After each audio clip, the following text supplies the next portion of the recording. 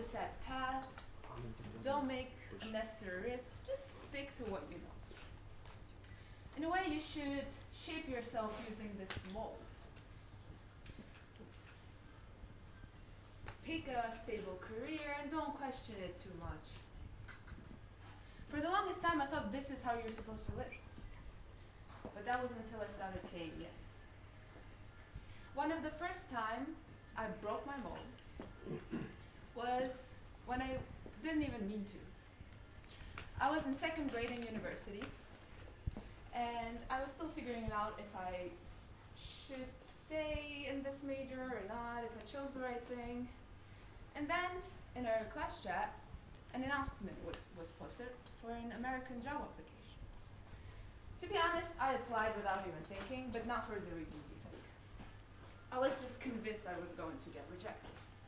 Because there was no way a company like that would hire someone with my skill set. Or should I say the lack of it. But next thing I knew, I was over here sitting, working in that American company, getting thrown into projects I'm pretty sure I wasn't qualified for. Are they stupid? Did they make a mistake hiring me? But I just moved on, doing my best, as I do. And by the time a year had passed, I realized that I was no longer that uncertain second-year student. And the reason I had grown was because I said yes to something that terrified me. Then came another unexpected yes. ISFIT, International Student Festival in Norway. A huge event, hundreds of students gathering and discussing deep topics, social issues. It sounded amazing, almost too good to be true. But also terrifying. Going to a completely different country all on your own, not being able to speak your own language, being surrounded by people you barely know. But it would have been so much easier to just stay at home and ignore the application. But I still said yes. And next thing I knew, I was in Norway, surrounded by all these people with different perspectives. That one decision changed the way I see things. It changed my perspective. And I realized that breaking the mold isn't just about saying yes, it's also about who you surround yourself with. Of course, not all yeses lead to good experiences. For example, there was once where I decided that it was a good idea to say yes to a lot of projects, and being an architecture student, doing competitions, volunteering, and I found myself between 3 deadlines in 1 week. I was just pretending I didn't need to sleep at night, but I had to make a decision whether I had to give up on something that week or pull off the impossible. Naturally, I chose the second option. And by the end of it, I was exhausted.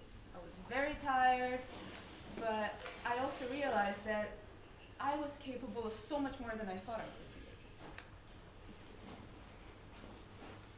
That lesson taught me that not all yeses are important. You have to choose and pick. You have to understand which yeses actually matter. That lesson also led me to my most recent and most important one, choosing to pursue parametric architecture. Most of you don't really know what it is, and it usually takes me more than 5 minutes to explain it anyway. So I'm going to let's just pretend I'm talking about tropical fruits. In Ukraine, you don't really see people buying tropical fruits. It's not really the go-to snack. But once you try it once, you realize that it's something unlike anything you have ever tried before. That's how parametric design felt for me. It's not safe, it's not a safe option, it's not common, but also it's capable of solving problems that traditional methods can't. So I said yes again.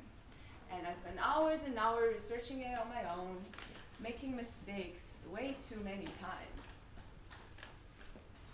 But now, today, I use the knowledge that I gained in a project like Re-Ukraine Villages. It's a volunteering project that is aimed to reconstruct Ukrainian traditional chata designs.